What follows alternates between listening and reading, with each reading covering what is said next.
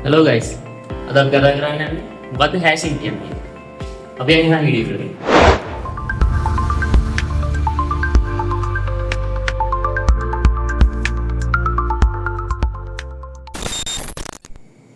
හරි අපි යන බලමු මොකද්ද මේ හැෂින් කියන්නේ. හැෂින් කියන්නේ අපිට data set එකක් දීලා තියෙනකොට ඒ data set එක array එකකට data store කරන concept එක. ඒක ගොඩක් fast. කියන්නේ ඒක hash sorting අපිට පුළුවන් data store කරන්න, data delete කරන්න, data search කරන්න, ඒ වගේ ගොඩක් දේවල් මේ hashing වලදී කරන්න පුළුවන්. මොකද්ද මේ array එකක් කියන්නේ? array list එකක් කියන්නේ. array එකක් කියන්නේ අපිට දීලා තියෙන data set එකක්. ඒ කියන්නේ elements ටිකක් අපි store කරන විදිය. අපි බලමු උදාහරණයක් විදිහට marks ටිකක් ගමු. ඒ කියන්නේ exam එකේ marks ටික. 50 70 80 මේ වගේ elements ටිකක් අපි කොහොමද array එකක් ඇතුලේ store කරන්නේ. මේක store කරනකොට අපි මේ elements වලට දෙනවා index කියලා එකක්. index වලදී අපි ඉස්සෙල්ලා පටන් ගන්නෙ බිඳුවෙන්. ඒ කියන්නේ පළවෙනි index එකට අපි දෙන්නේ 0. හරිද? දැන් මෙතන element හතරක් තියෙනවනේ. element හතරට හතර අපි array එකක් ඇතුලේ store කරමු.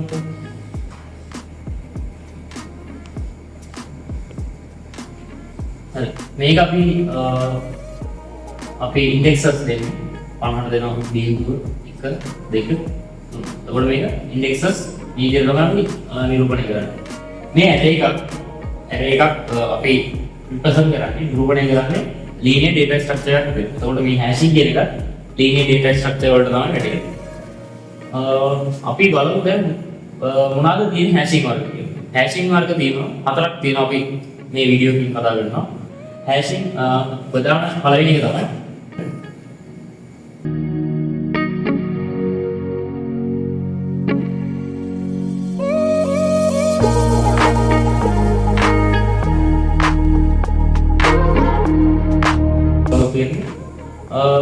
දැන් අපි බලමු මොකක්ද මේ linear profiling එක කියන්නේ.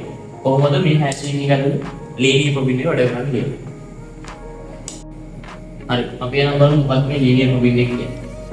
linear profiling එකේදී මම මේකේ ගන්නවා data set එකක් ගන්නවා.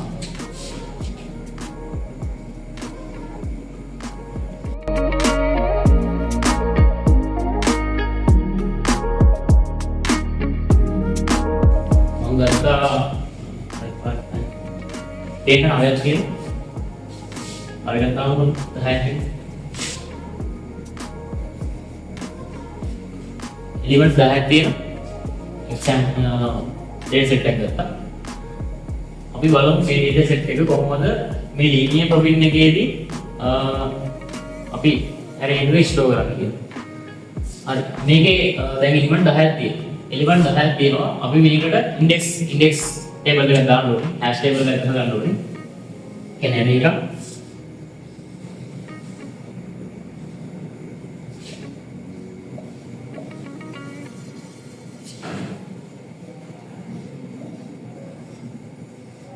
එතකොට අපි මේක indexes දෙන්නේ බිඳුව වෙන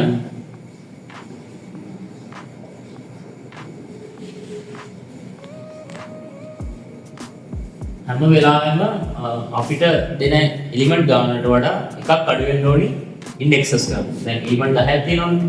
element 10 indexes ආවේ. එතකොට මේ Windows එක ගන්න 10.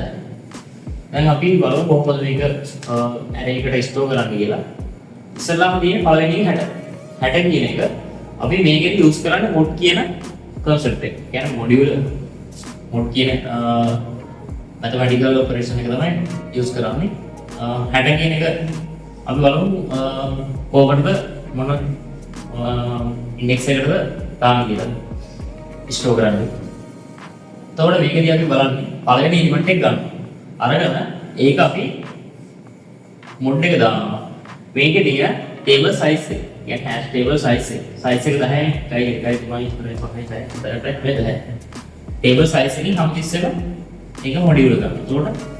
එතකොට 60 mod 10 කියන්නේ එතකොට කීයද? බිඳුව. ඒ කියන්නේ 60 10න් බෙදුවාම ඉතුරු නැහැ. ඉතුරු තමයි මේ mod එකේ කියන උත්තරය. එතකොට 60 කියන එක දාන්නේ අපි මේ බිඳුව කියන index කොට. එතකොට 60 මෙතන දෙන්නේ. මේක පැහැදිලිද? ඊළඟට තියෙනවා 45 කියන එක. 45 වලම 45 mod 10. 45 10න් බෙදුවහම 4න් ඉතුරු 5. අපි මේ ඉතුරු 5 තමයි ගන්න. ඉතුරු 5 කියන්නේ මේ 45 කියන්නේ 5 ගෙන් ඉන්ඩෙක්ස් එක. 45 ඊගත්ත. ඊළඟට දෙන 50. මේ 50 ගත්තට පස්සේ 50ට දානවා 50 mod 10. 50 mod 10ක් දැම්මට පස්සේ මොකද වෙන්නේ? බිඳුවේ. එතකොට ප්‍රශ්නයක් ඇවිල්ලා වෙන්නේ. එතකොට බිඳුවට දැන් දාන්න බෑනේ. බිඳුවේ 60 දාලා ඉවරයි. මේකට තමයි අපි කියන්නේ කොලිෂන් එකක් කියලා. ඒ කියන්නේ කොලිෂන් එකක් කියන්නේ එකම කොටුවට ඉන්ඩෙක්සස් දෙකක් දාන්න දෙනවා නම් ඒක තමයි කොලිෂන් එකක් කියන්නේ. මේ කොලිෂන් මේ වගේ කොලිෂන් එකක් දාන්න පස්සේ අපි කරන්නේ දැන් මේ වැලියු එක කියනවනේ. වැලියු එකට එකක් එකතු කරනවා. එතකොට ඒ කියන්නේ දැන් 50 දෙන්නේ 50ට එකක් එකතු කරනවා. 51. 51ට තමයි අපි ඊළඟට මොඩ් දාන්නේ ටේබල් සයිස් එක. එතකොට 51 මොඩ් 10 කියන්නේ එකයි. එතකොට අපි මේ 50 කියන එක දාන්නේ මේ එක කියන ඉන්ඩෙක්ස් ටේබල් කොටුව. එතකොට 50 ඉන්නේ පළවෙනි එකට. ඒක තේරුණානේ?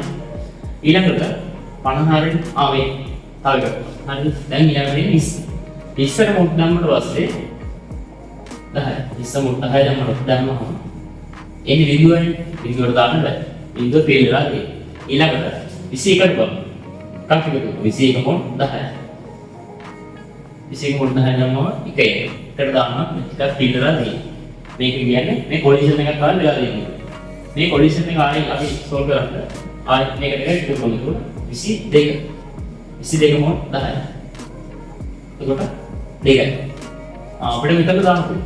මෙතනට ස්ටෝර් කරන්න පුළුවන්. 22 අපි මෙතන දාන්න. ඉස්ස අපි මේ මෙතනින් ගන්න එලිමන්ට් එක බලන්න. මේක ස්ටෝර් කරන්න. නැත්නම් අපි අන්තිමට සෝල්ව් කරන්නේ දැන් මෙතන 22 නේ එහෙම නෙවෙයි මෙතන ස්ටෝර් කරන්න. ඒක ස්ටෝර් කරන්න එපා. ඊළඟට ඉස්සරහට ඊළඟට 18 මොඩ් 10.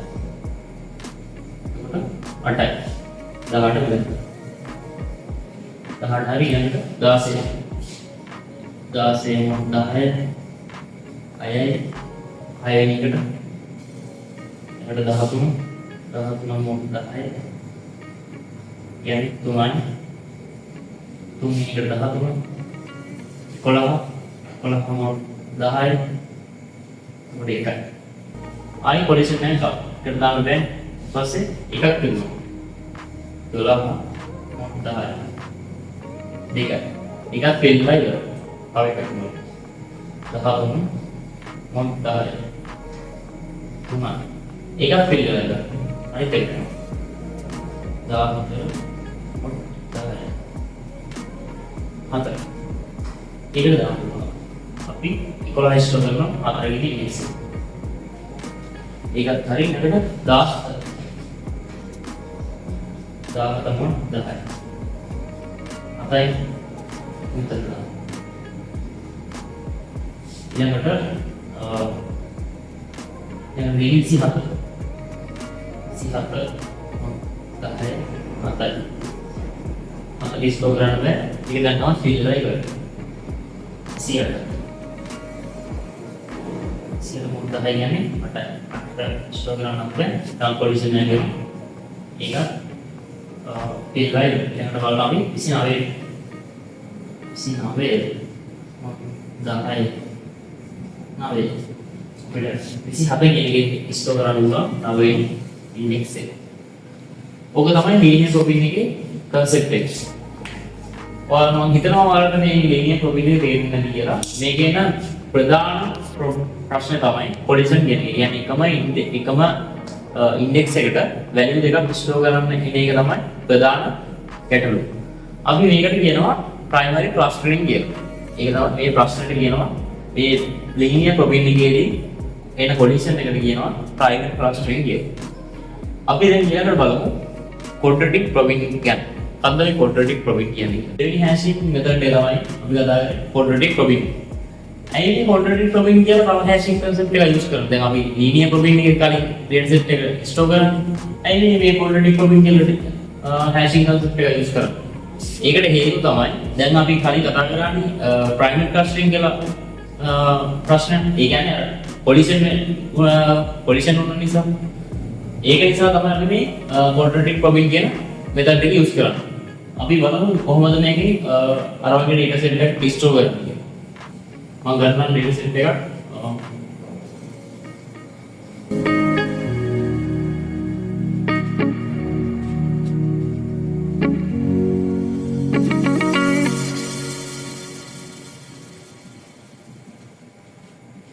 data set එකක් ගත්තා.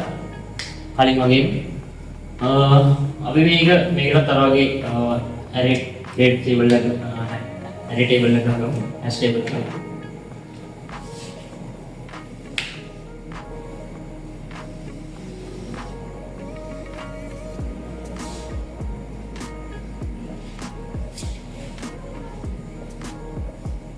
මේකේ මම කලින් ඊයේ ගත්තේ data set එක 10. මම මේකේ 11ක් ගත්තා. උඩ table 11ක් වෙනවා. 1යි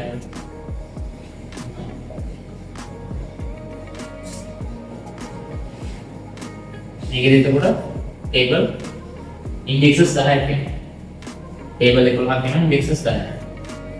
මේක බලමු අපි කොහොමද store කරන්නේ කියලා. පළවෙනි එක කියනවා 25.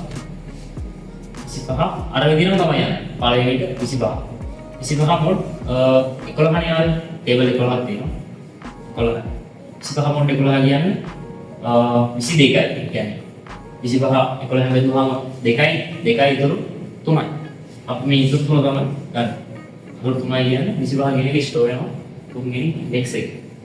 25 ඊළඟට 80 මොඩ් 11. 80 මොඩ් 11 කියන්නේ 11 බෙදුවාම 7යි 7යි 3ක් ඉතුරු. ප්‍රශ්නයක් පොලිසියක් මේ වගේ ප්‍රශ්නයකදී අපි විශේෂ සූත්‍ර පාවිච්චි කරනවා මේ quadratic probing එකේ. ඒක තමයි ධන ඍණ i වර්ගය mod table එකේ size එක. මේ h කියන්නේ අපිට මේන index එක. කියන්නේ පළවෙනි දැන් මේ ප්‍රශ්නය පොලිසියක් එනකොට ආවට පස්සේ දැන් එනවා index එක. ඒ index එක තමයි මේ මෙතන HT එකට දාන්නේ. දැන් අපි මේ table size එක මොන ඒක අපි දන්නවා 40 කරලා. මේ තියෙන හද අපිට දෙන්නේ මෙන්න මේ පාඩම. අපි ඒක දාමු. ඉස්සල්ලාම අපි කරන්නේ මෙතන ධන මොඩේට දෙකක් තියෙනවා. අපි ධන පාර්ට් එක තමයි කරන්නේ. එතකොට ගන්න 3 ධන ඒ වර්ගය. 3 ධන ඒ වර්ගය කියන්නේ එකේ වර්ගය 1යි 3යි 1යි 4යි. මේ 80 කියන එක අපි ස්ටෝර් කරන්නේ මේ 4 වෙනි ඉන්ඩෙක්ස් එක. ඒක තේරුණානේ. දැන් අපි හිතමුකෝ දැන් මේ එකේ වර්ගය කියන එකේ මේක ස්ටෝර් කරන්න කරනවා. ඒ කියන්නේ මේ 4 වෙනි එකත් දැන් පිල්ලා දෙන්න කියන්නේ මේ 80 දාන කලින් 4 වෙනි ඉන්ඩෙක්ස් එකක් පිල්ලා දෙන්න. එහෙම වුණොත් එහෙම අපි කරන්නේ මේ දින 3ට මම මේක අමතර විදිහට කියලා දෙන්නේ 3 ඍණ එකේ වර්ගය. 3 ඍණ එකේ වර්ගය. එතකොට කරන්නේ 3න් එකේ වර්ගය අඩුවෙන එකේ වර්ගය කියන්නේ 1යි 3න් එකක් ගියාම 2යි. එතකොට ඒක අපි ස්ටෝර් කරන්න ඕනේ මෙතන. හරිද? ඒක පැහැදිලිද? දැන් මේක අපි හිතමුකෝ ඍණ ගානක් ආවගේ. මේක මෙහෙම අඩු කරගෙන යද්දී ඍණ ගානක් ආවා. ඍණ ගානක් ආවොත් එහෙම අපි ඒක දාන්න ඕනේ. දැන් මෙතන බිඳුවෙන් පටන් ගන්න තියෙන්නේ. දැන් මෙතන 10යි තියෙන්නේ. හරිද? අපි මේක ඍණ ගානක් ආවොත් අපි මේ 10 වෙනි අන්තිමට තියෙන ඉන්ඩෙක්ස් එකට අපි දානවා ඍණ 1. ඍණ 2 ඍණ 3 ඍණ 4 ඍණ 5 ඍණ 6 ඔය විදිහට තමයි ඍණාවත එහෙම ආවසර ගිහින් ස්ටෝර් කරගෙන යන්න තියෙන්නේ quadratic probing එකේදී. හරි 80ත් ඊළඟට 45 මොඩ් 11. මොඩ 44යි 44 කියන්නේ 4යි. එක කියනකට ඉන්ඩෙක්ස් එකේ ස්ටෝර් කරන 45. ඊළඟට 68. 68 කියන්නේ 6යි 66යි. දෙකක් ඉතුරුයි. ඒකයි. 68 දෙක කියන ඉන්ඩෙක්ස් එකේ ස්ටෝර්. 70. ඊළඟට තියෙනවා 72. 72 මොඩ් 11 කියන්නේ 6යි 6 කියන්නේ 66යි 66යි 72යි කියන්නේ එතන 4 6ක් තියෙනවා. 72 කියන්නේ ඒකට 6 කියන තමයි 72 ස්ටෝරි. 72ත් සරි ඊළඟට 11. 11 මොඩ් 11. 11 මොඩ් 11 කියන්නේ 11 11 දුවා ඉතුරු නැහැ. එතකොට බිඳුව. 11 කියන්නේ ඉස්කෝ කරන බිඳුව කියන්නේ ඉන්ඩෙක්ස් එක. ඊළඟට 18 11 18යි මොඩ් 11 කියන්නේ එතන එකයි ඉතුරු 7. ඉතින් 7 කියන එක තමයි 18 දානවා. 18 හරි ඊළඟට 27. 27 මොඩ් 11. 27 මොඩ් 11 කියන්නේ දෙකයි ඉතුරු 5 ඉතුරුයි. 5 කියන විදිහට ඉස්කෝ කරලා 27 ඊළඟට 13. 13 මොඩ් 11. එතකොට දෙකයි ඉතුරු දෙකක්. අපිට දෙකට ඉස්කෝ කරන්න බෑ. මොන කොලෙක්ෂන් එක කාව. එතකොට අපි කරන්නේ මේ දෙකට මේ දෙක අරගෙන ඒකට එකතු කරනවා. ඉස්සල්ලාම ගේ වර්ගයක්. එතකොට 3යි නේ. 3 කියන්නේ දැන් තමයි පිළිලා ඉන්නේ. එතකොට කරන්නේ අපි ධන හෝරේට දෙන්නේ මෙතන. ධන හෝරේට දෙන්නේ අපි දැන් ධන පාඩමකින් හදලා බලනවා. ඒකට ඉස්ටෝ කරන්න බෑ. ඊළඟට වෙන පාඩම.